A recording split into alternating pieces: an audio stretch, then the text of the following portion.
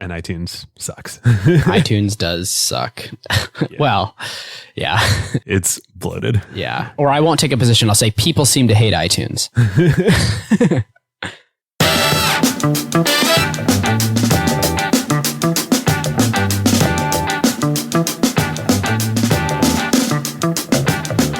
Welcome to episode 38 of Acquired, the podcast about technology acquisitions and IPOs. I'm Ben Gilbert. I'm David Rosenthal. And we are your hosts.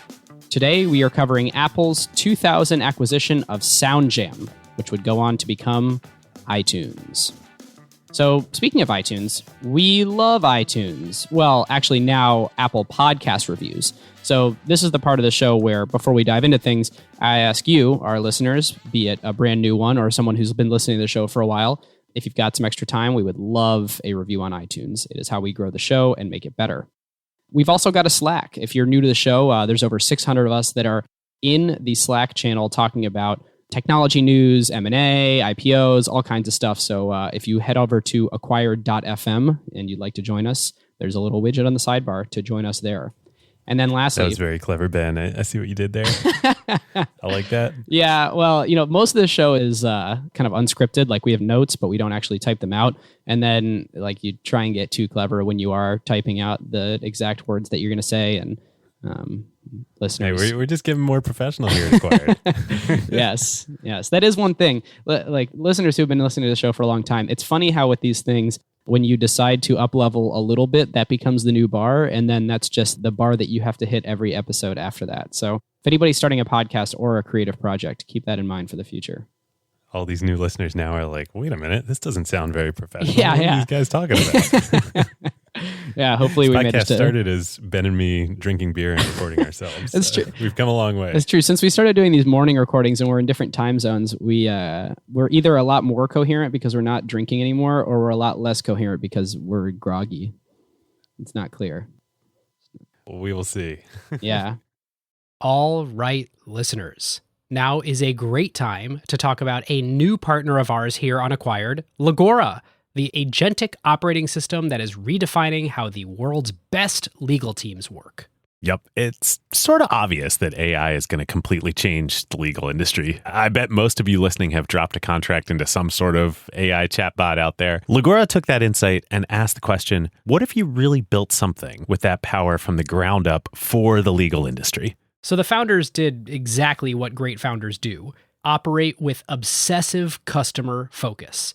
They embedded inside a massive law firm for months. They sat with the lawyers just watching how the work really gets done. And that's how you get features that customers love, like tabular review, where you drop in a folder of hundreds of contracts and it pulls every key term into a grid a lawyer can actually work with. Legora's bet here is interesting. Since it lets each lawyer handle more complexity, any given person can increase the quality of their work and do higher value work. And this means that the pie can grow even as each individual task takes less time. And they recently launched Legora Agent, offering greater intelligence and performance. The agent lets lawyers set an objective. Then it can handle the planning and the execution and delivery of the final product. Legal teams get to maintain full control and transparency since they're still involved where judgment is required.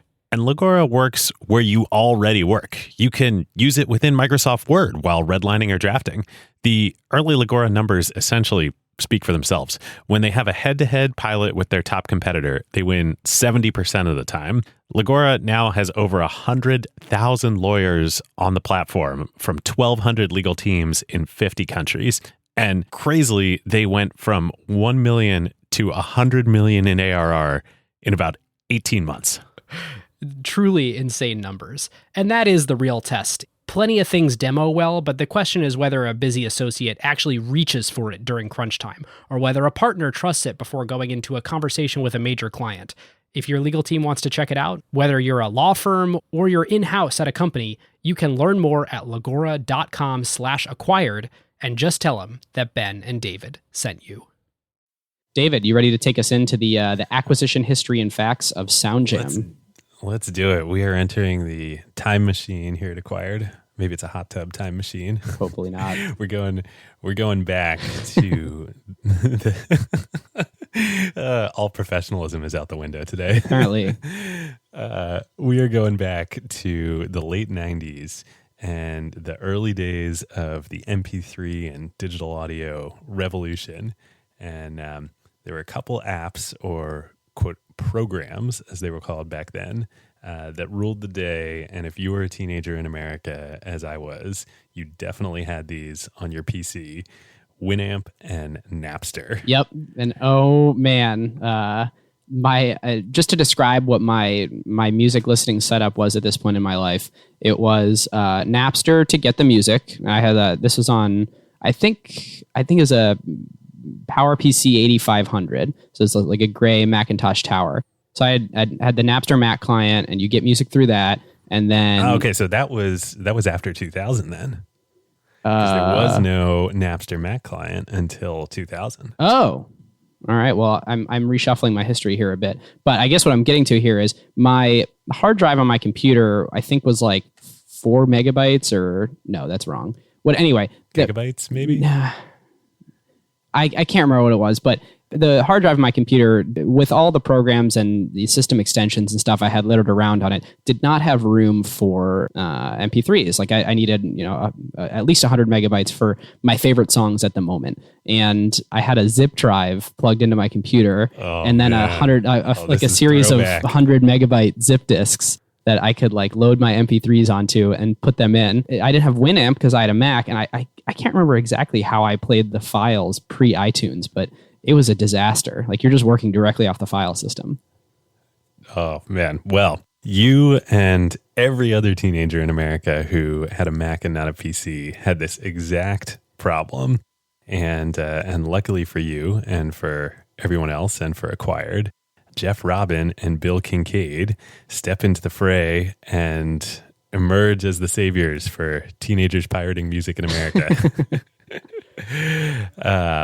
This is going to be a fun one. Ben and I were chatting before the episode. We're really excited to dive in here, and I want to give a quick shout out to my buddy Eric over at IAC, who we'd been planning to do this episode for probably as long as the show has been in existence at this point.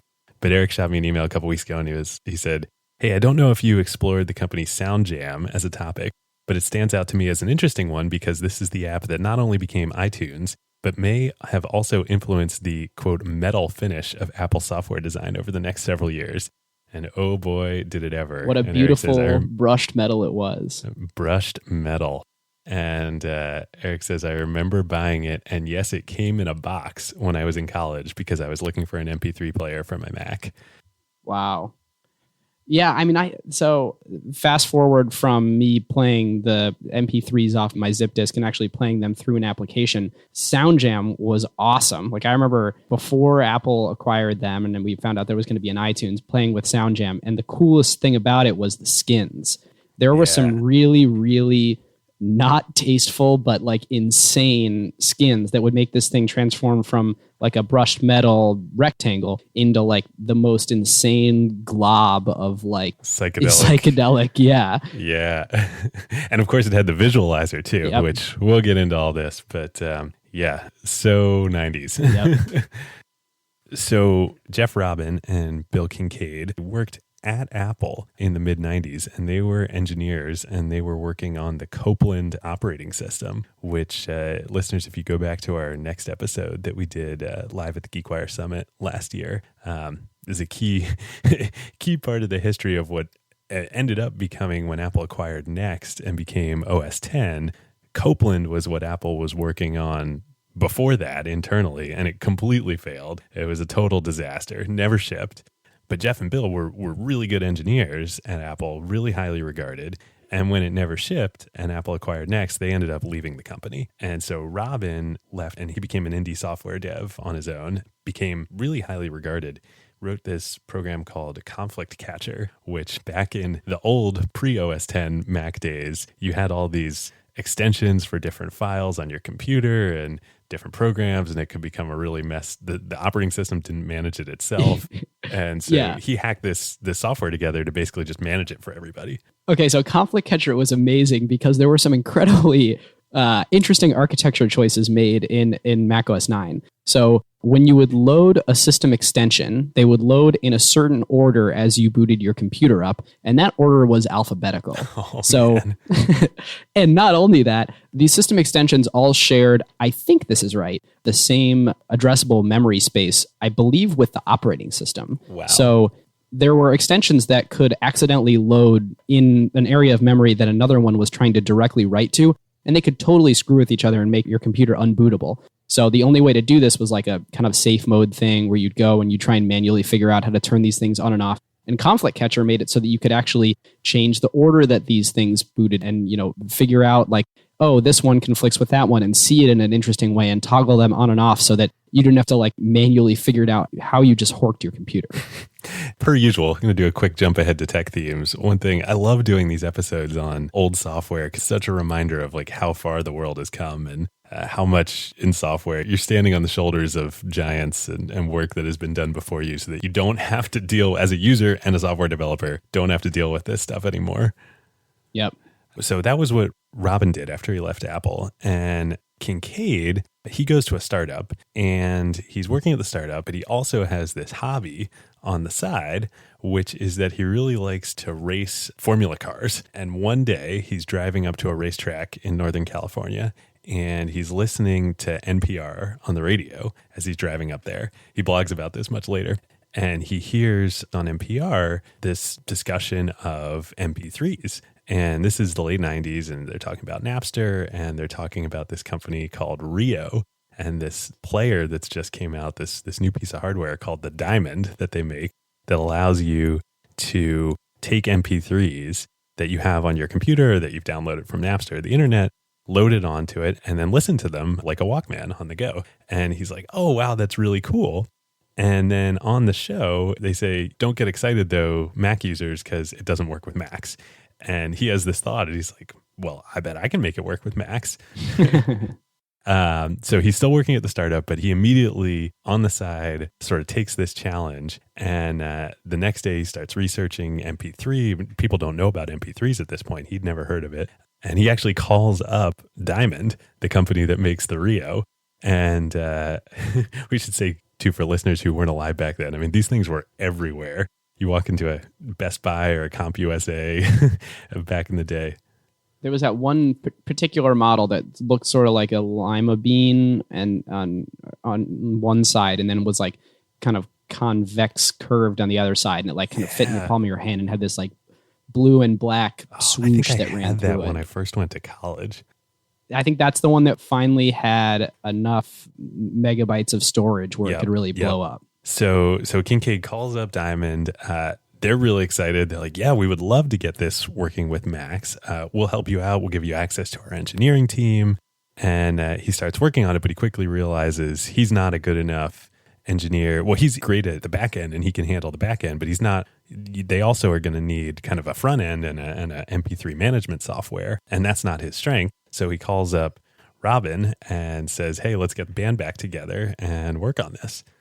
Yeah, pretty cool. And it's interesting how it started first with necessity is the mother of invention. Somebody needs to figure out a way to make an MP3 codec that works with the Mac so you can decode this MP3 file format and play it. But that's not enough. Like, what are you just going to click on every file individually in Finder and make it play? Yep. And you need a way to manage your MP3 library. Otherwise, these are just going to be random file names sitting on your Finder, as you said. Yep.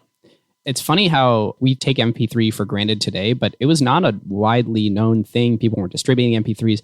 They had to become world experts on like reading the ISO spec for what is the MP3 file format and how would you go about decoding it. Yeah, amazing. I mean, there are no APIs for this stuff. It's not handled natively in the Mac OS, nor I think in Windows, which I think is why Winamp took off. Oh, interesting.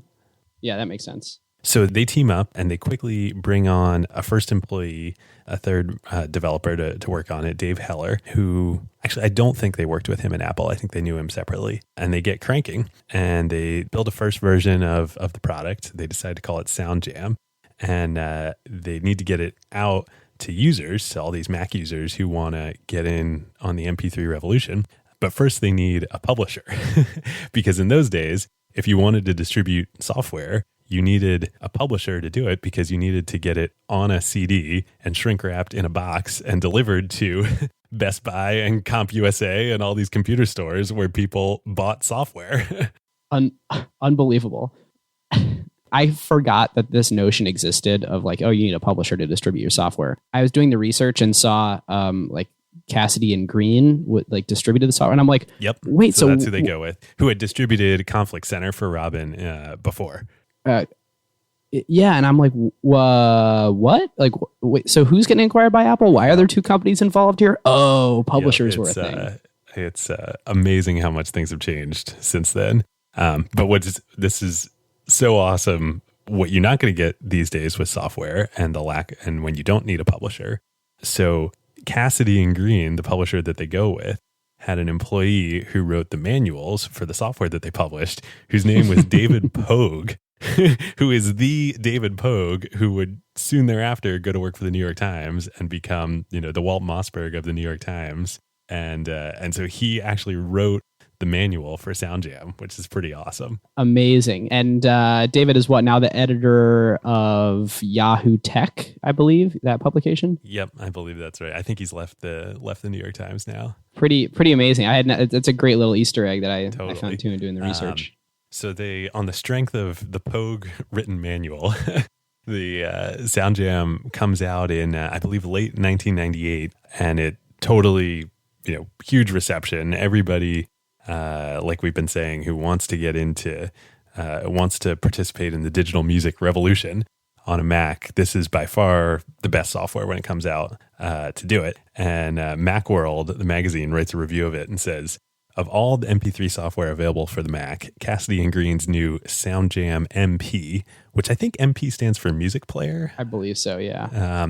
Is the most complete. It's the only Mac MP3 tool capable of not only playing back MP3 files, but also encoding tracks from audio CDs, all with a comfortable, customizable user interface. And it has the most baller logo. Like, we will link to this in the show notes, but like this, I remember this, I used to use this extension called Mouth on Mac OS 9. And I remember loving having the SoundJam logo sit in Mouth. It was my little pre-dock launcher to launch this thing. It's like this bald dude with this amazing kind of he's got this grin on his face, but his eyebrows make him look like he's up to no good. And he's wearing these real cartoony headphones with lightning bolts coming out of him. And it is great. it's awesome. The kind of thing that once SoundJam becomes iTunes, Steve Jobs quickly gets rid of that. Yep. But the UI is, it's not in and of itself groundbreaking, but it is the stock UI. As we were saying, you could download skins for it and customize it, which were skins for software. It was all the rage at this time. But the default UI is brushed metal, and Apple had actually invented the brushed metal UI look when they released QuickTime 4.0, and SoundJam adopted it. And this is the first application that really sort of popularizes it to the world. And then we go through a 5 or 6 year period where everything Mac is brushed metal. It's so heavy. The Finder is made out of lead dipped in hot molten steel. It's amazing to watch the evolution of Mac UI after that, right? You go into Aqua, and then you can start to get into many steps along the way, but now we're in this sort of there was intense translucency, and now we've taken a step back and we're at moderate translucency. And it really is, you see this over and over and over again with Apple, where they come out with a new UI like iOS 7, they go way too far. They go hard on something, and then they need to ease off and head back towards center. But this is continually the pattern that they do, is go all in on some new crazy paradigm and then get back towards something moderate. Yeah, and I wonder, this is total speculation here, but I wonder, Scott Forstall must have been at Apple at this point. I think so, because Phil Schiller was. Yeah, and I wonder how involved he was in the brushed metal UI, because he was famously or infamously the skeuomorphism champion, with the angel of skeuomorphism within Apple before he got ousted, and then it was excised from iOS. It was iOS 7, right? On. I believe it was even before. It was So it was after the Maps debacle on either right. 5 or 6, but he left right after 6. And then 7 was a very clear Johnny Ive taking over software and hardware responsibility and doing, I think it's like this crazy 7-month scramble to do a complete UI redesign and get that out the door. And I think that's sort of why we saw so much shock and surprise, as it had less bake time than usual. Yeah. All right, listeners, now is a great time to tell you about a longtime friend of the show, Vanta. AI has scrambled the whole security picture. It used to be that you proved that you were secure once a year, an audit or a static PDF, then everyone would nod and you're done. But in an AI-first world, that doesn't hold up anymore. Yep, your risk surface changes every week now. A vendor turns on an AI feature or someone writes in a new model without telling IT, and your posture is different than it was last week, let alone at your last audit. Vanta's own research found that around 70% of companies have this quote-unquote shadow AI running with no security review at all. Right. And that's where Vanta comes in. They're the leading agentic trust platform, meaning they've built the thing that closes the gap. And the way that they close that gap is Vanta Agent. Think of it as a GRC engineer, that's governance, risk, and compliance, except that it's software and it doesn't sleep. It finds the issues, drafts the fixes, and cuts the time that you'd spend on vendor assessments in half. In half! Which is exactly why more than 16,000 companies today run on Vanta. Companies like Ramp, Cursor, and Snowflake all stay audit ready and catch the risks that crop up between audits across every vendor, every AI tool, the whole environment.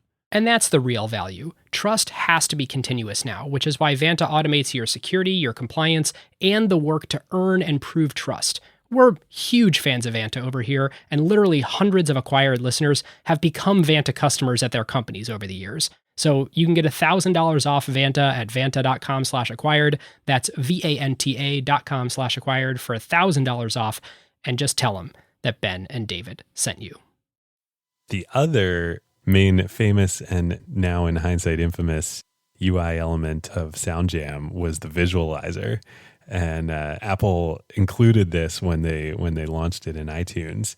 But this was, looking at this took me back 15 plus years at this point. You know, all the MP, I think Winamp, pioneered this. But when you would listen to digital music on a digital music player on your computer, you could have the option to have a visualizer where it would take the sound waves from the MP3 you were listening to and then put it through all these transformations and make it into this psychedelic, landscape that you were watching in sort of in time to the music. And Steve Jobs loved this. Talked about how it reminded him of doing LSD in his youth. Yep. And he talked about it like when he announced it, we'll get here, but when they announced iTunes at Macworld 2001, talked about it like they invented it. Like, wouldn't it be cool if you could visualize your music? Well, we've done it. And like announcing it on stage. And, the folks familiar with SoundJam or here's an early hint. We're going to talk about a company called Audion or a product called Audion here in a minute. Just like sitting there with their head in their hands, like, we did that. We've seen that. Well, reality distortion field and all that. Yep. So pretty quickly, Apple takes an interest in Steve Jobs, and Apple realizes that, hey, digital music is here to stay, and there is now a big wave and big opportunity for computer companies and technology companies to invade the music business. And this coincides actually right at the time where Apple had acquired Next. Steve had come back to Apple in 1997, right? End of 96, early 97. But it wasn't until early 2000 when Steve took the permanent CEO job. He had been interim CEO for a few years, and they finally make it permanent in early 2000. And the first thing that he does after this has happened is he starts to initiate the grand master strategy that would be really what sets Apple on the path to being relevant again and becoming the largest company in the world, which is music, and first iTunes, and then shortly thereafter the iPod.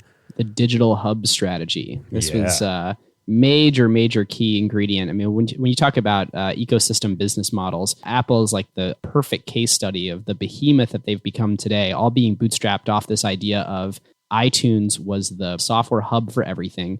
The iPod was an incredibly successful consumer product, even before the iPhone was the most successful technology consumer product of all time.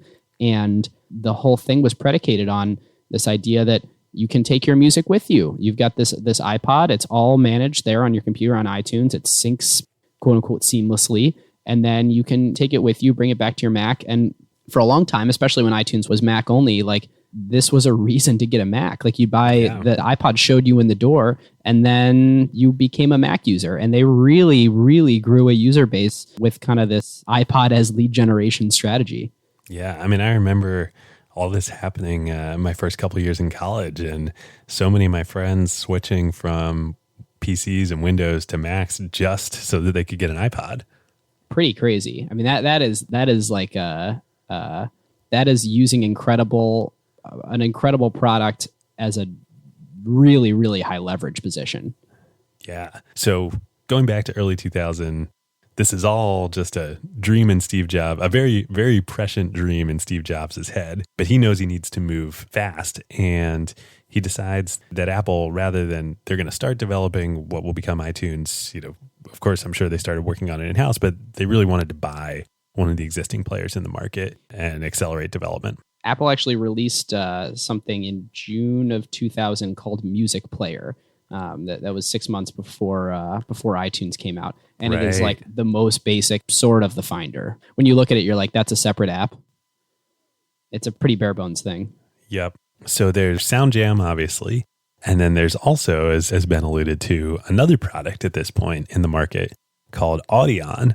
And Audion was made by an indie dev shop in Portland. Shout out to the Northwest, called Panic. Yeah. And Panic was run by Cable Sasser and Stephen Frank. And there's so much fun stuff to come from this and the interplay between these two companies and Apple. Yep. And Panic has just an incredibly rich history for anybody who's a Mac OS developer out there. They've done, it was called Transit, and I believe now it's Transmit, Coda, Coda 2.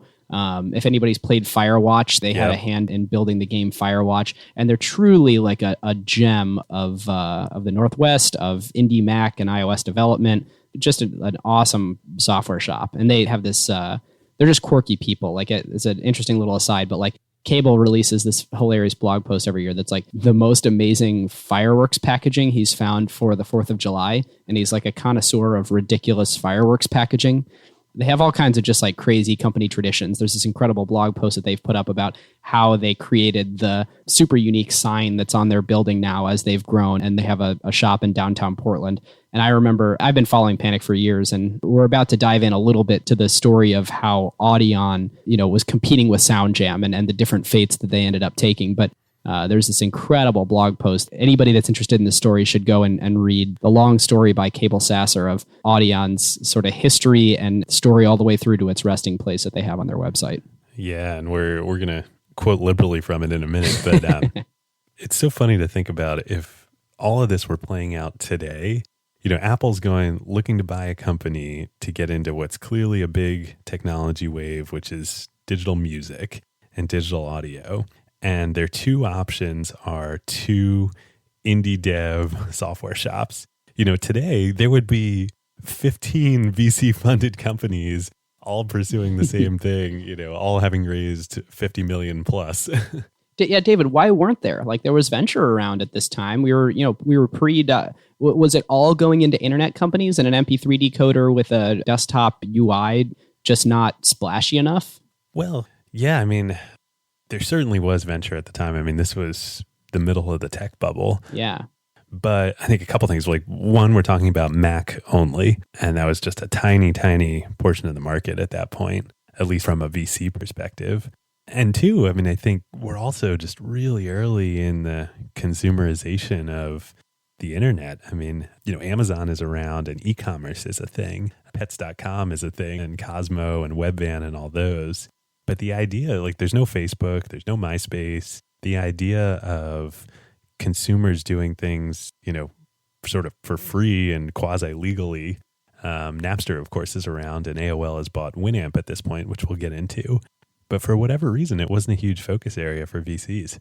Yeah. One way that you can operate as a VC is put on your hat of what's going to be what's the world going to look like in 5 years? What's the world going to look like in 10 years? What's the world going to look like in 20 years? And like people believed in the digital music revolution, which now seems obvious in hindsight. But what's not clear to me is, did people besides Steve Jobs, who has, always had this passion for music and say it's part of Apple's DNA and part of, who they are as a company is loving music, did other people, including technology investors, also believe that the digital music revolution was coming? Or did this catch just everyone completely by surprise? And that's why you see no funded companies in the space.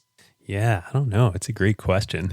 I'd love to go back and have been a VC back then and thought about it. I mean, but the reality is too, none of these companies were big exits. Not even Napster and Winamp. Nope. Really interesting just how much the infrastructure around these companies, the platforms that enable them to build big businesses.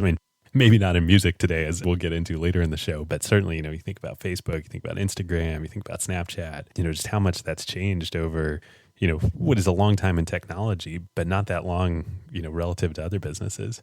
Right. So Apple tries to meet with both SoundJam and Audion. They're obviously successful in meeting with SoundJam, and they know the folks there well since they were all former Apple employees.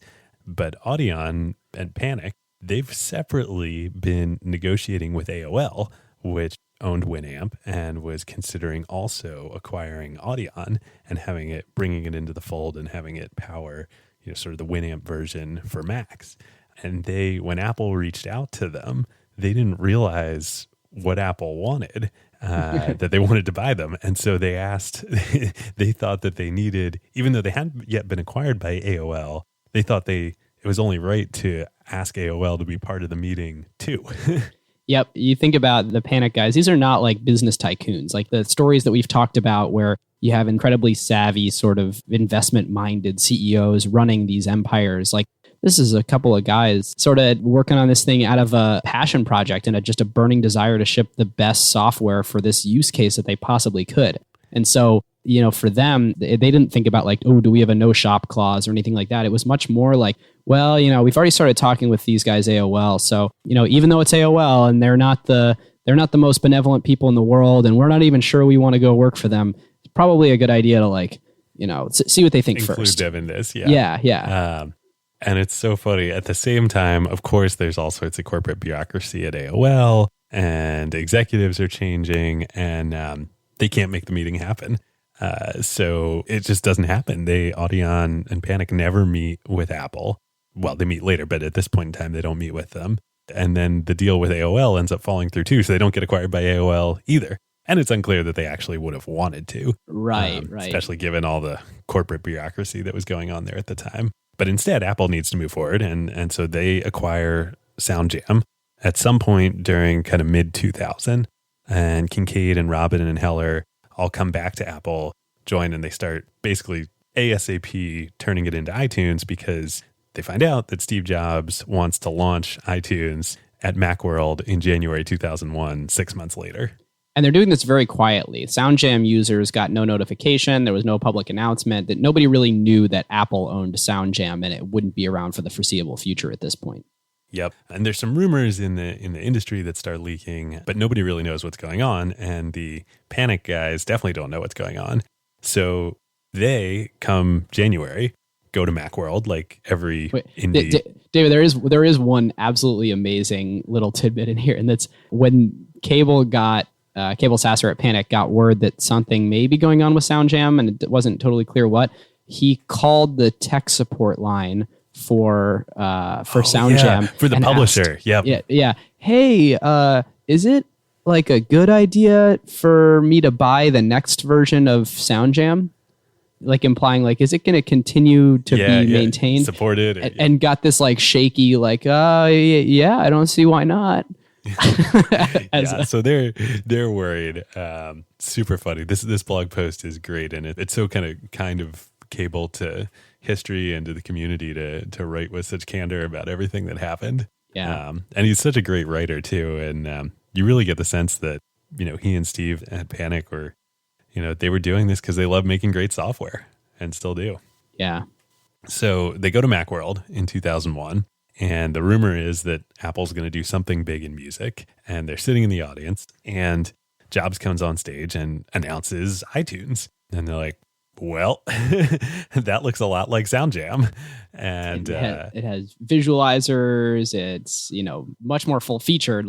And we should really harp on this point because it's easy to lose that point today with the bloated behemoth that iTunes has become. But it was beautiful. It was revolutionary. Yeah, it was so revolutionary for the time. Yeah, defined new user interface paradigms that would come back into the Mac and Finder and standard APIs later. It was always the bleeding edge by a year or two on what we would see in the OS in the future. And it was so well thought through, but with all of the great, cool features that existed in SoundJam. And a lot of them, SoundJam and Audion had this war back and forth of releasing a new feature, trying to make mine better than the other guys, trying to make mine more beautiful and more well thought through. And suddenly then, iTunes comes and it's like the messianic incarnation of what both of them had been striving for. Yeah, and not to mention free.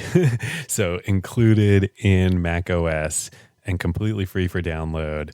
Whereas both SoundJam and Audion were box software that you had to go to Best Buy and pay $40 or $50 for. So both free and bundled with the platform, shipping with the OS. Yeah, huge announcement. So, but Cable and Steve at Panic, they're undeterred. And after, this is all in the blog post, which we'll again link to in the show notes. After the keynote, they're walking around on the floor at Macworld and they see Steve Jobs. Now, they actually have a meeting. Jobs had reached out to them and Apple, well, I don't know if it was Jobs. Apple had reached out to them. This is amazing how this happened. Cable emailed Phil Schiller. That's right. To get a meeting, or I can't remember exactly why he emailed Phil, but didn't really get a response back. And then emailed Steve, just like I think they always email Steve whenever they release new software, hoping that maybe he'll take a look. Oh, they'd emailed Phil because he was an Audion user and they had him in the system. Oh, that's right. He was a registered user. Yeah. Yep. So then they email Steve and they're like, "Hey, Steve, as usual, we shipped some new software. We think you really like it." Before the iTunes announcement. Yes. And they get a response back that ended up setting this meeting from Steve Jobs. And one of the fascinating things is it's the mail client that is encoded in the headers is still the next email client. He's not using Mac OS 9. Yeah. And it's not from Steve at Apple. It's from Steve at Pixar. Yeah. And it's just like a little one-liner email that's basically like, hey, are you interested in throwing in with us at Apple? Yeah. And what does that mean? Is that an acquisition offer? Does he want to hire them? It's just Steve so Jobs. Yeah. Oh, it's only Steve Jobs. He's been CEO of Apple on an interim basis for 4 years at this point. He's not using a Mac. He's emailing from his Pixar email address and he makes an acquisition offer with one line in a response. Only Steve. Yep. So now they've got this second meeting set. So the first one sort of fell through in.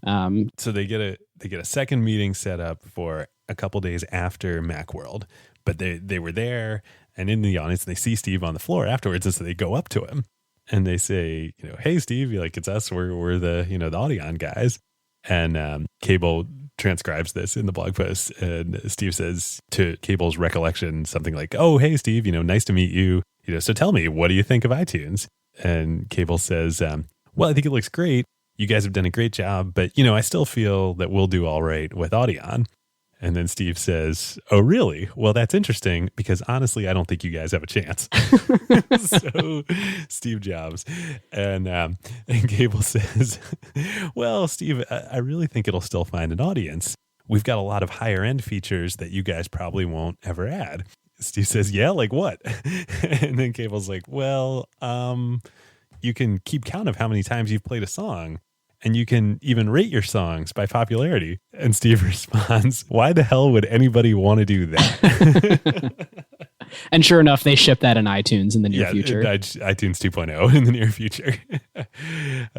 So then a couple days later, they have the formal meeting at Apple headquarters at Infinite Loop, and Steve's there. Actually, before Steve walks in, Phil Schiller's there. And Phil says to them, "You guys remember the last time we tried to meet with you? It was actually because we wanted you guys to make iTunes, not the SoundJam guys." And they're kind of stupefied by this.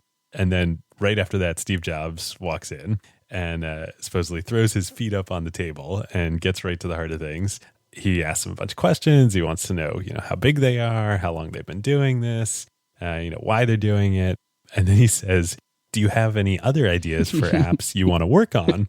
And Cable replies, well, we've got an idea for a digital photo management platform. And Steve replies, yeah, don't do that one. And then everybody laughs, and the Panic guys. There's this team of Apple people in the room that all laugh, and the Panic guys look at each other like, okay, they all know something we don't. And then I think either Phil or Steve at that point is like, we're building that. It's going to be called iPhoto. Yeah. And so the Panic guys at this point are probably literally in a panic. And so Steve continues and he says, hey, so here's how I kind of see this playing out. If you stay independent and try to compete with us, it's like you guys are a little push cart going down the railroad tracks, and we're a giant steam engine about to run you down. And then he follows up with, but we want you guys to work with us. You guys have shown us that you can do a lot with a little. You guys kick ass. Your software totally kicks ass. Cable, your marketing kicks ass. We think you do incredible work, and we want you to join us. So, and that, I mean, imagine getting that offer. They have complete autonomy now. They have no idea what it looks like if they join Apple. It's hard to know, to really have a negotiation around what those details could look like. And so then they're faced with this, and I think Cable goes into this in the post, that basically it should have been a hard decision, but they both already sort of knew that the answer was no. Yeah. And that they were independent by, it was kind of their nature, and that's what they were going to go and keep doing. And so I think this was largely before the term acquihire had been coined, but an attempt at acquihire. Yep. So they end up turning Apple down, and Cable doesn't talk about it in the blog post, but I wonder if Steve repeatedly telling them that he's going to basically insulting their chances and telling them he's going to steamroll them, which he was totally right. Right. Had something to do with it too. Wait, Steve Jobs was kind of a jerk, but completely right about something? I've never heard that narrative before. Yeah, never. I mean, that's all these. I love going back and covering these Steve Jobs stories because, both of those things are true. He was a jerk and he was right. Really, for all his personality foibles, he really was a visionary. Yep. And so, it's interesting. There's not much of what would have happened otherwise in the story that we haven't really covered. I guess what would have happened otherwise, there's one fork where maybe they acquire Audion instead of SoundJam, and then sort of the same thing happens but the two parties are switched. You could imagine the Audion guys, instead of shutting down the software a few years later, end up, quote unquote, throwing in with Apple and joining. And, maybe those guys go on to VP positions at Apple. But really, Apple was going to make iTunes. Yep. They had some expertise in-house that they'd already started with Music Player, but really wanted to build on top of a product that already had some market validation and some of the hard work done in a lot of the MP3 decoding and file management. And, there were two companies doing it. They wanted to grab one. They could have grabbed both. And here we are where we are today. Yeah. But they did grab SoundJam. And as best as we can tell, all the SoundJam guys are still 15, 17 years later, all at Apple. And Jeff Robin he's VP of Consumer Applications. He remains the lead software designer for iTunes. He worked with Tony Fadell on the iPod. Supposedly, he actually led the TV project that kind of never came into being that Steve was his pet project right before he died. But ended up, Apple TV and the new Apple TV did come out, but I don't think that's the sort of full vision of what they were working on. And another fun little Steve Jobs aside, Robin was so important that in 2005, Time Magazine wrote an article, I think probably about iTunes and the iPod, and referred to Robbins, but Steve wouldn't let them refer to him by name, only describe him because he was worried about competitors, quote, poaching his talent. It became one of the many famous Steve-isms. That couldn't be a perfect segue into what I believe the acquisition category is. And for me, I was debating between whether this is a people or a technology acquisition. Yep. And I think when you hear comments like that and you sort of take a step back and look at what was going on here, yes, they forked the SoundJam code base to ship iTunes. It's based on a lot of SoundJam code, but this was a people acquisition. Apple was going to do this regardless. Yeah, and it's not like some insane new piece of technology that needs to be developed in a research lab where they're actually acquiring the technology itself. It's really the people that have played around with this newish MP3 software, right? And really understand that file format and really understand how people want to interact with music. And they really acquired the expertise of the SoundJam folks. Yeah, I mean, and really it was, as we were talking about in the beginning of the episode, both the SoundJam and the Panic folks, I mean, they'd spent years in the guts of, the MP3 codec, audio technology and, all of the guts of making this work. I mean, this was not something that was baked into operating systems. So they're really, in terms of people who knew how to do this and make great music software for the Mac operating system, I mean, you were looking at 5 people in the world, and 3 of them were at one company and 2 of them were at the other. Yep. And it's funny, the timing of this episode is interesting for a couple of reasons. Listeners, a lot of the time we'll try and do an episode specifically timed with a news event or a tech trend that's going on. I thought when we picked this episode that we weren't doing that at all. I was like, you know what? It's about freaking time that we do SoundJam. And when I was doing a little bit of research for this, I found, this is a good blog post on Marco Arament's website, marco.org, that the MP3 file format patents actually expired last month. On the 16th of April, the MP3 technology, as referenced originally in U.S. patent number 6,009,399 and administered and held by Technicolor, expired. So MP3 for the first time is a patent-free file format. And it's funny how I don't think it was ever really a big issue before. Like, I didn't really look into if there were major lawsuits or if Apple had to license the MP3 technology. But it's interesting that now, you can build an MP3 app and feel completely legally on solid ground to do so. Interesting. Yeah, I never would have thought about that. I mean, we just take it for granted at this point. Like, oh, it's a standard. Yeah. I mean, when we started doing this show, it was the first time I actually thought about and had to deal with MP3 file formats and different types of digital audio formats, for the first time in years. Yeah, I can get hairy. By the way, if you're ever producing a podcast, there are so many file format things that can make it go wrong. It is so freaking touchy. Oh, yeah. Fortunately, consumers don't have to deal with this anymore. All right, listeners. Now is a great time to thank our longtime friend of the show, ServiceNow. If you are running a large enterprise, AI agents are likely spread across every team, and deploying them is no longer the hard part. Yeah. The hard part is knowing what permissions they have, what employees are using them for, or what decisions AI is making. AI security for an enterprise at scale is not a small concern. Like, the risks are real. Exactly. And the challenge with AI is governing it, securing it, measuring it, and making sure that it actually delivers value. That is why ServiceNow built the AI Control Tower. Yep. AI Control Tower gives enterprises a single place to see, manage, govern, and optimize AI across the entire business. And it works with any AI, not just theirs. Every device on your network, every permission across every system, every AI agent visible and secure in one place. And ServiceNow can do this because they've spent more than 20 years building the operational backbone of the enterprise, the workflows, governance, approvals, security controls, and institutional knowledge that power how work actually gets done across IT, HR, customer service, finance, and security. ServiceNow already runs more than 100 billion workflows annually and trillions of transactions for more than 85% of the Fortune 500. So when companies need a place to govern AI at enterprise scale, they're building on a platform at the center of how their business already operates. And in a future that isn't going to be one AI, it's going to be thousands of AI agents working across every function of the company. But the question is, who's managing them all? So if you're trying to turn AI ambition into real business outcomes and make it work safely, securely, at scale, go check out servicenow.com/acquired and tell them that Ben and David sent you. Should we move into tech themes? Yeah, let's do it. So one big obvious one for me is comparing the world of 2000 to 2005 to the world today. I went from being the music on a zip drive person to music on an external drive person to having every single one of my files on my computer itself. And I remember like buying CDs and buying CDs and buying CDs and downloading music and just having this like incredible, huge music library and being so proud of it.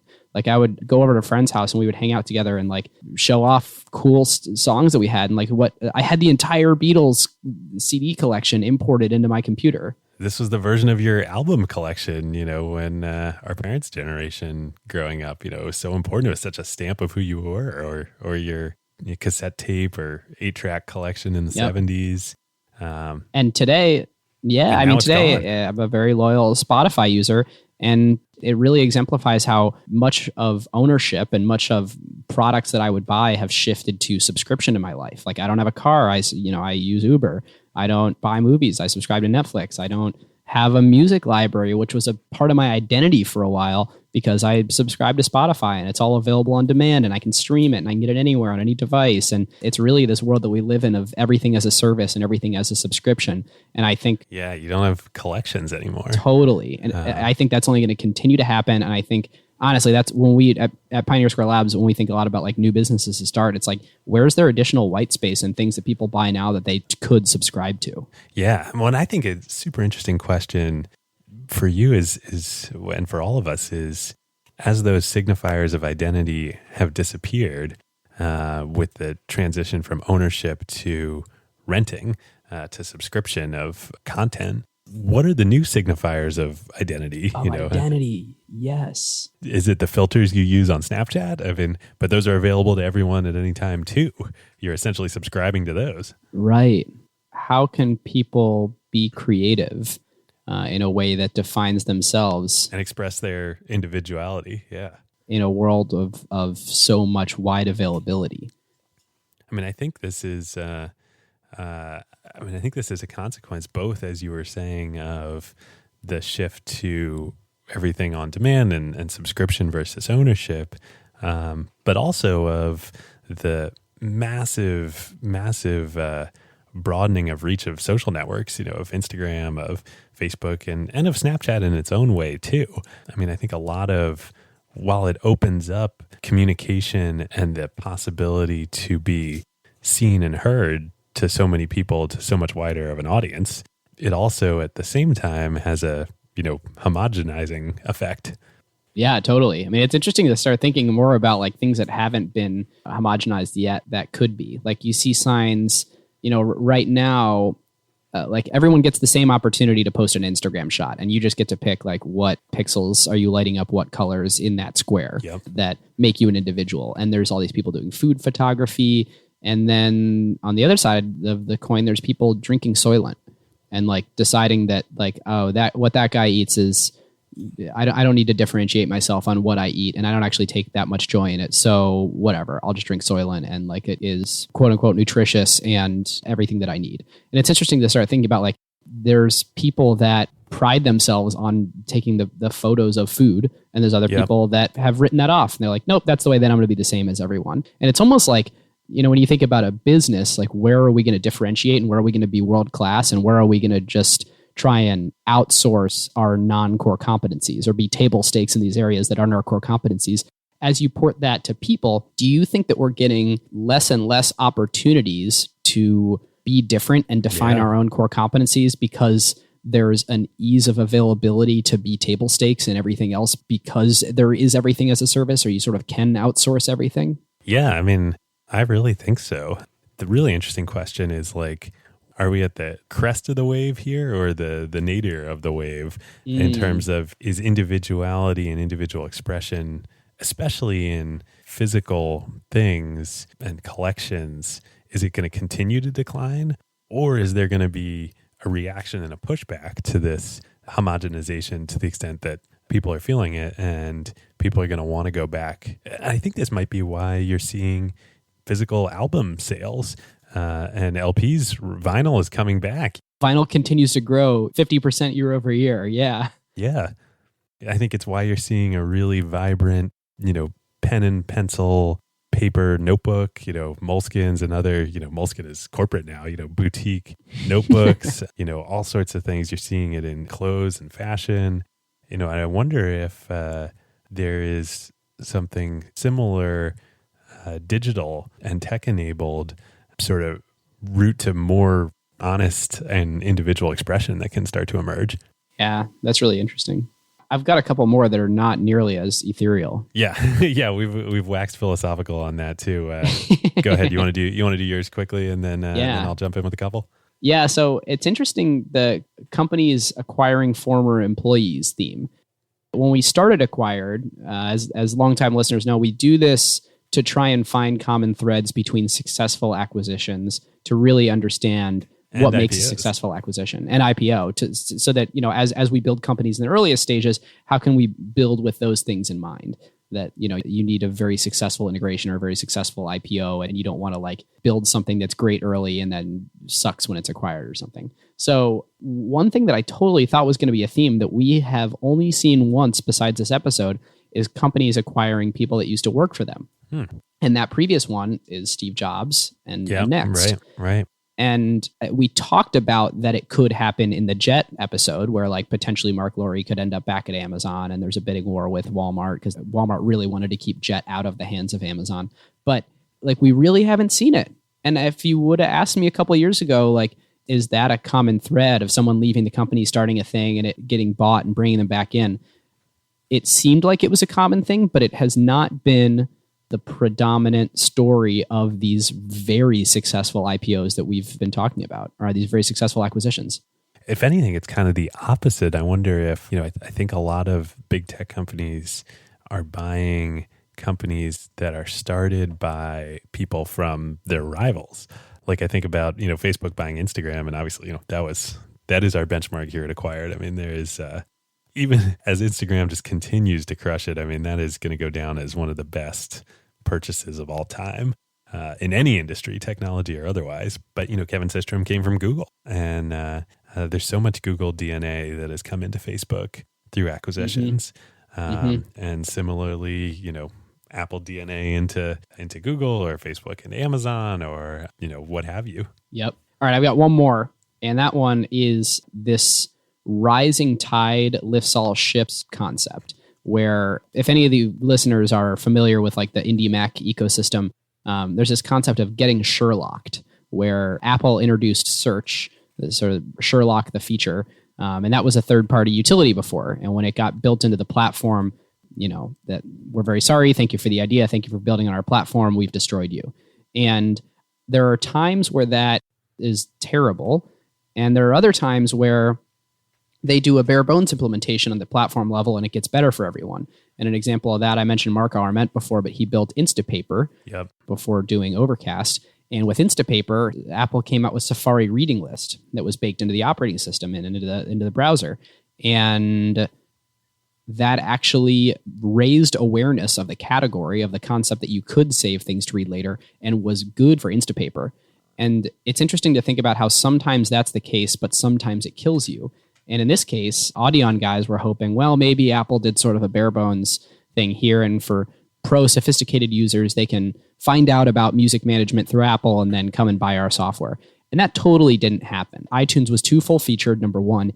It was free, and it was bundled into the platform. And it's something where I've always thought before, well, maybe it's people freak out too much when a platform launches a thing, and they should think more about the Instapaper strategy of how can you create something that the platform, by their nature, by needing to serve a wide variety of people, aren't going to serve the narrow band. How can you thrive in that narrow band? But you really need some serious pro features and serious narrowband differentiation in order to make your thing worth paying for when it's competing with free and baked into the platform. Yeah. Oh, man. This is such a great lead-in into my biggest tech theme I wanted to discuss. But I'm wondering, thinking about this, how much this has to do with Steve Jobs. When you think about, Sherlocking was happening in the Steve Jobs era, and certainly, iTunesing, which absolutely killed Audion, as they wrote about in the blog post. Steve was right, and he told them to their face when he was launching iTunes, he was like, yep, we're going to steamroll you guys. You should throw your lot in with us. And he was right. And then it's later, kind of in the tail end of Steve's tenure, and then after Steve, with stuff like podcasts, talking about Marco and the Apple, default native podcast app. But I use Overcast now that Marco makes, and so do so many other people. and it's the indie software that's so much better. Or like with Maps, when Apple launched Maps, and it was like, oh, are they going to kick Google out? And like, no, best thing that ever happened to Google Maps on iOS was Apple launching Maps. I wonder if it's really that both the focus that Steve had on really, on doing individual apps right and having a ton of focus on them, B, having them be key parts of his overall vision. I mean, his vision for the digital music revolution and making Apple relevant again wasn't just iTunes. It was fitting into a whole piece of an ecosystem that he was building. Mm-hmm. And Apple's really not done well on that since Steve. Yeah, that's interesting. iTunes is relatively deep. Like, they're not taking a broad, shallow approach. They took a full-featured approach, and that full-featured approach resonated with like everyone. Like, they did this amazing job of making it deep without being complex. And part of that is the praise of the UI design. But another part of that is the fact that maybe Steve kind of was the everyman in his interests, where when he decided this is a passion of mine and music is a passion of mine and we're going to go deep into music and be a music company, that actually was something that just did resonate with tons and tons and tons of people, and that he was kind of like a symbol for the everyman. Yeah, this is the tech theme I wanted to discuss and bring up, is one we've talked about so many times on this show, which is, when you're making a product, and I think this just illustrates it so well, you need to make something that people want. And the best way to do that is, and to know you're making something people want, is to make what you want. And especially if what you want is aligned well with mass market. Like, right. Those are the key both mass market and the timing of waves in technology. Yep. Of which, digital music at this point in time was a huge one. Yep. I was thinking, as doing the research and prepping for the show, and like we just talked about, Steve, say whatever you want about his personality. Some people love him, some people hated him. But he was someone who was very often right about things, and right about things in a big way like this. And I think this is a key component of why he was so right, was he had an experience in his mind that he had a vision of that was so clear to him and that he wanted. And then he was so exacting in managing the products to really, really solve that need and bring delight to what he wanted. And that aligned with technology trends and with what lots of people wanted. And I think there's a real danger in, if you take the opposite approach and you manage a product just to, either feeds and speeds and specs, or to just, try and time a wave without thinking about solving the problem, that's when you can run into a lot of trouble. Yep. Agreed. Okay. That's my philosophical waxing for tech themes. The other two ones I wanted to hit real quick, I mentioned earlier in the show. Every time, I love doing these throwback episodes because it just reminds us how far technology has come. And I cannot imagine having to muck around in the depths of MP3 codecs. And we are standing on the shoulders of giants here. We are. And we'll continue to. And 5-10 years from now, people will be like, gosh, I can't believe actually, you had to write in Swift or in Objective-C. It's this self-reinforcing and improving cycle in technology that makes magic happen. Yeah, layers of abstraction that, you used to have to write assembly language, or even before that, the hex or the binary. And then you get the advent of machine language. And then ever since, you just keep building more abstraction layers on top of the stack. And then it's, you get HyperCard, and you get these visual forms of programming languages, and you get playgrounds where you can see your iOS code sort of move around in real time.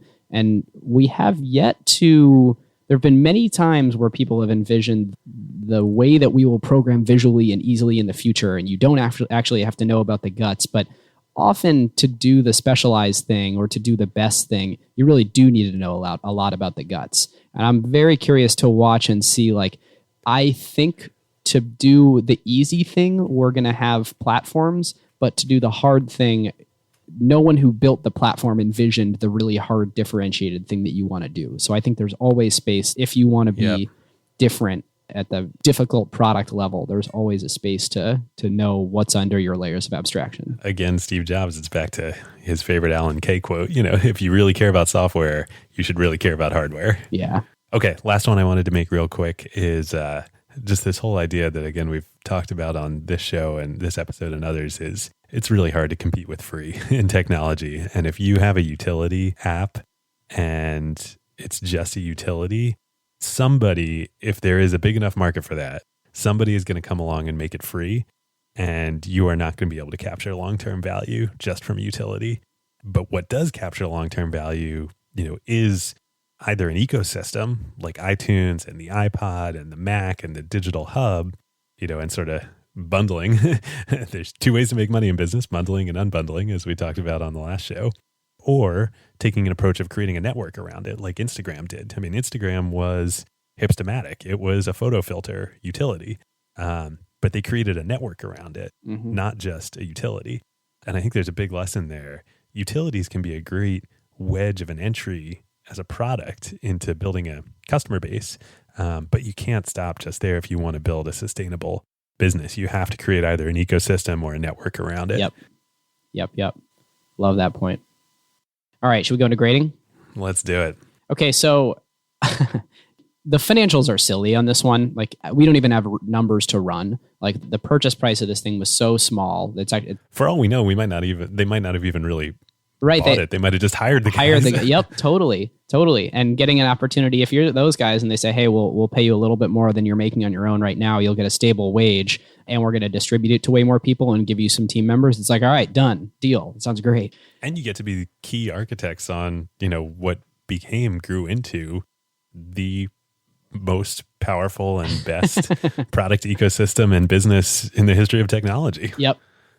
And so just for fun, like, I went and looked at last quarter's financials. They break out services revenue. So Apple has like the Mac, iPhone. They break out a few different product lines, and one of them is services. And that's basically recurring revenue that comes from iTunes related things. So it's, Apple Pay, it's Apple Music, iCloud, those sorts of things. And that alone last quarter was $7 billion. So just on those sort of 1 quarter, services related, those things that were born out of iTunes. But really, I think the fair way to assess this is like, it kind of allowed, along with Mac OS X, a next generation operating system, iPod, an amazing piece of consumer hardware, the iPhone, the most revolutionary consumer technology product of all time, like, it kind of enabled the way that they were going to do the digital music revolution and the digital hub. And like when let's be clear, no iTunes, no iPhone. Right. And like last quarter, they did $52 billion in revenue last quarter across all their product lines. And we talked about this, that like the numbers are almost silly when you look at the Next acquisition, and it's like, well, I think Apple had done like $1 trillion of revenue since buying Next, almost all of it in some way attributable to Next. It's sort of that same ridiculous thinking. So I was like, okay, duh, A+. But I'm going to walk it down to an A for this reason. Apple was going to do this with or without either of these two companies. They were going to do this anyway, no doubt. They would have figured it out. They would have found a way to hire the right people. This is square in their core competency. It's not like they needed Instagram that came with a whole network effect. It's not like they needed, Pixar that came with IP. It's not like they needed some core research-based technology. Like, they were going to do this. So A+ on the foresight and the vision and the plan to create iTunes and have this strategy. Also, freaking brilliant acquisition. Like, great. It was sort of the obvious thing, and it was good on them for doing it. Give them an A because of the outcome of what that small investment has really become. But I don't think all of that value is attributable to the acquisition in the same way that it was for Next. Yeah, I mean, I think this is everything you would want in an A+ in an acqui-hire, which is what it was. Yep. And in terms of our, sort of grading benchmarks on this show, I mean, I think I give it an A-. Just, like great, super great execution. Probably had very little impact on the ultimate trajectory here. But it did accelerate things. If Apple had to build iTunes from scratch, then would have taken longer. Or maybe it would have given time for somebody else to really emerge and whether it was Rio or Microsoft or somebody else with a digital hub strategy. There's something to be said for acceleration, yeah. Yep, definitely something to be said for acceleration. But on the balance, this is in and of itself no Instagram, but is a component of, as we've said many times on this show, what has become the best business and business model of all time. Yep. Okay, follow-ups real quick. So Amazon, the contender for the throne of best business and business model of all time. So much going on over there, so much innovation, and the latest being the Echo Show. We talked about the Echo Look on the last episode. First a camera, now a screen. And shout out to other friend of ours and friend of the show, Rob Katz over at Amazon, for being one of the key PMs on the Echo Show. Yeah, and it's interesting as more of this Alexa hardware starts to roll out. It's interesting thinking about what's a clear core evolution of what Alexa is for the mass market and what these Echoes are for the mass market, and what is like a side project. Like when the Echo Look came out, I was thinking, okay, narrow use case, but this Alexa voice service is something that is cloud-based and you can put on a variety of hardware. So why not put it on some specialized things, especially if you can manufacture them cheaply and ship it with economies of scale? The Echo Look to me, the Echo Show to me feels like, hey, we released the Echo and now this is Echo version 2 and this one has a screen. Yep. Because there are so many freaking use cases when I'm yelling at Alexa that I'm like, boy, do I wish I could see the product that she's trying to describe to me before I commit to paying money for it. Or, there's a variety of things like see the song that's playing, see the timer countdown. Like the device needs a screen. Yeah. So great timing in this episode too. And, talk about the power of a digital hub strategy. And you can see the potential here for something like, the show and future versions of Alexa and the Echoes to become the hub of Amazon, the hub of e-commerce. I mean, what is Amazon? It's an e-commerce company. When you're buying things through the Echo, it's really helpful to be able to see it. Yep. Even the hub of messaging, crazy. Like they're Trojan horse communication platform now. Yep. Next follow-up, relevant to right on the heels of our last episode on BAMTech. Facebook announced yesterday that starting today, they have done a deal with Major League Baseball to stream live 20 Major League Baseball games on Facebook this season. Very interesting. And I think, I'm not sure. Details are scarce. I guess we'll find out later today when the first one happens. But I would assume it will be done on Facebook's infrastructure, not BAMTech's, which is interesting given BAMTech is now an independent company outside of MLB. Yeah, it's interesting. Now, as soon as they split, there's competing business interests, and MLB should do what's in MLB's best interest, which is make their content available on the most places to generate the most revenue for them. And so, suddenly, BAMTech is an interesting thing for them. It's a great utility. It's an asset that they own a lot of and can... the majority of and can guide what it does. But when it's in their own best interest for their core business, suddenly it's Facebook's infrastructure.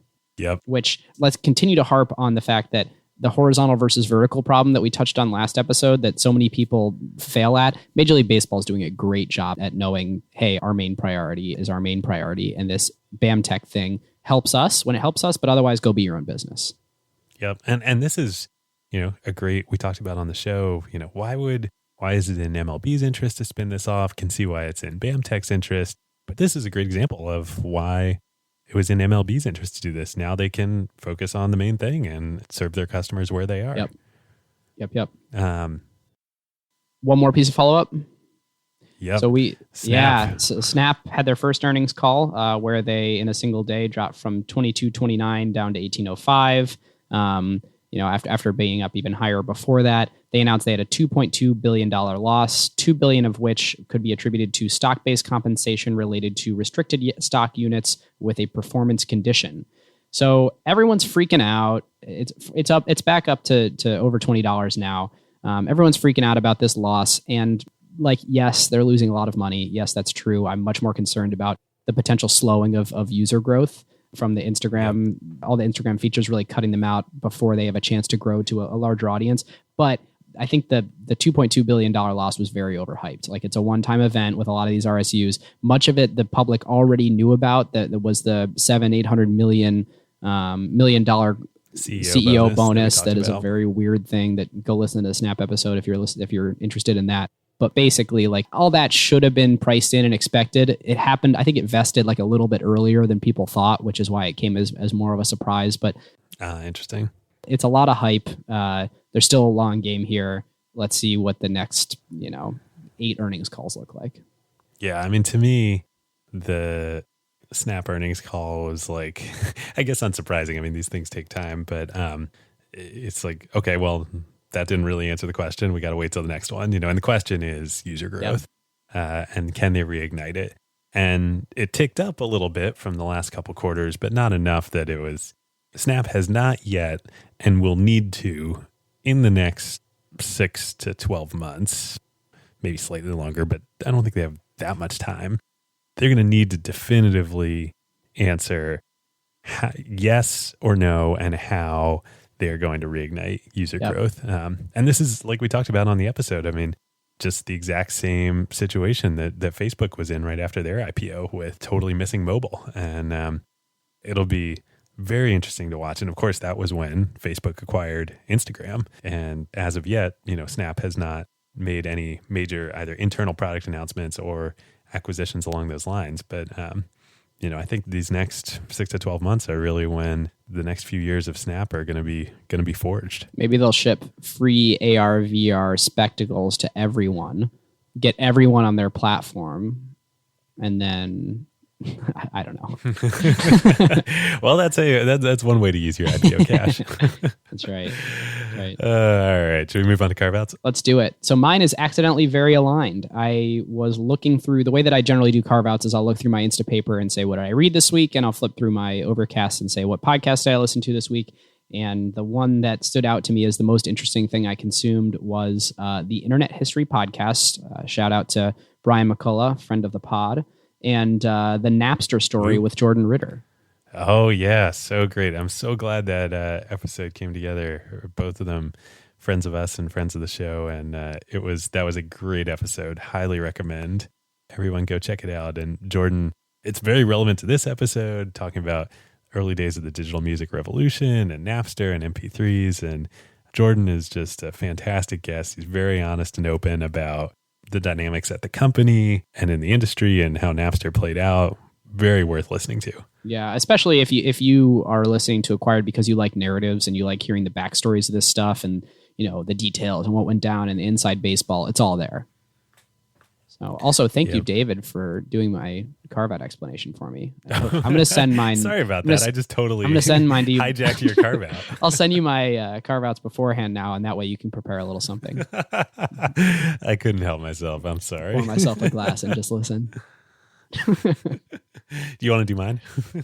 Well, I don't know what it is yet.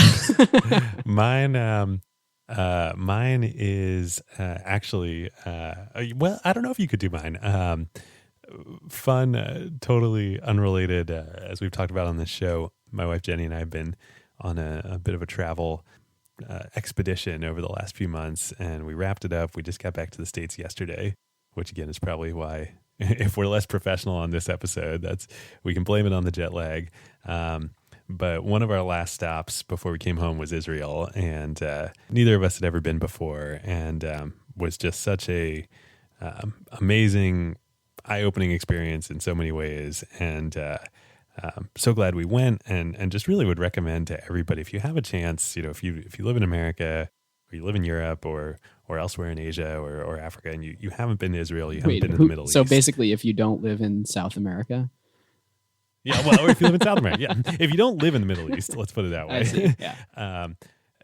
Highly, there's so much going on, and I feel like I understand so little still about that place, but I understand so much more about the world and about our own country, having actually been and seen what's going on there. And even though Israel's just a small part of the Middle East, makes me want to go back, see more. Felt completely safe the whole time. As safer than any major American city. And just can't recommend enough to go see it with your own eyes. It's an amazing place if you haven't. I felt very, very similar after my trip a few years ago. It's something to understand there for everyone. Yeah, regardless of what religion or lack of religion you are or political persuasion, it is the cradle of Western civilization, and it is worth seeing with your own eyes. Yep. All right, listeners, now is a great time to talk about one of our favorite companies, StatSig. Yes, long-time acquired partner. There is a reason why the best product teams at companies like OpenAI and Notion, Atlassian, Figma, Rippling, Brex, and more rely on StatSig, whether they are iterating on their core product features or shipping AI-powered experiences at scale. Yep. In the crazy speed of today's AI world, shipping fast is just table stakes now. It's basically trivial to build and deploy your app constantly. The real advantage is how quickly you learn what changes actually created value for customers and how fast you can use that signal to guide what you ship next. Whether it's a feature tweak, a pricing change, a performance improvement, or an AI update like a model change or prompt adjustment, they're not relying on instinct. They're measuring what actually moved engagement, retention, and ultimately revenue. And as more teams build with AI, that learning loop becomes even more important. Building with LLMs introduces non-determinism into your product experience. The same input doesn't always produce the same output, and behavior can shift in subtle ways in real-world use. So doing offline evals will give you part of the picture, but you can really only understand the impact once your product is live with real users, and then you can measure how their behavior actually changes. It's very different than the way that you would ship features in a pre-AI world where you knew exactly what the software was going to do in production. Yeah, exactly. So this is where StatSig comes in. It brings experimentation, feature flags, and product analytics into one unified system so teams can ship safely, test rigorously, and directly link what they changed to how users actually behaved. The result is a tighter feedback loop and learning that compounds over time, so you don't just ship more, you ship better. So if you want to make learning your competitive advantage, whether you're building new AI experiences or just evolving your existing core product, go to statsig.com/acquired to get started. All right, listeners, I think that'll do it for today. We appreciate you listening as usual. If you are not subscribed and you want to hear more, you can subscribe from your favorite podcast client. And if you feel so inclined, we would love a review on iTunes. You can find us at acquired.fm, at acquiredfm on Twitter. We're on Facebook. Search for Acquired Podcast or Acquired. Thanks for joining us. We'll see you next time.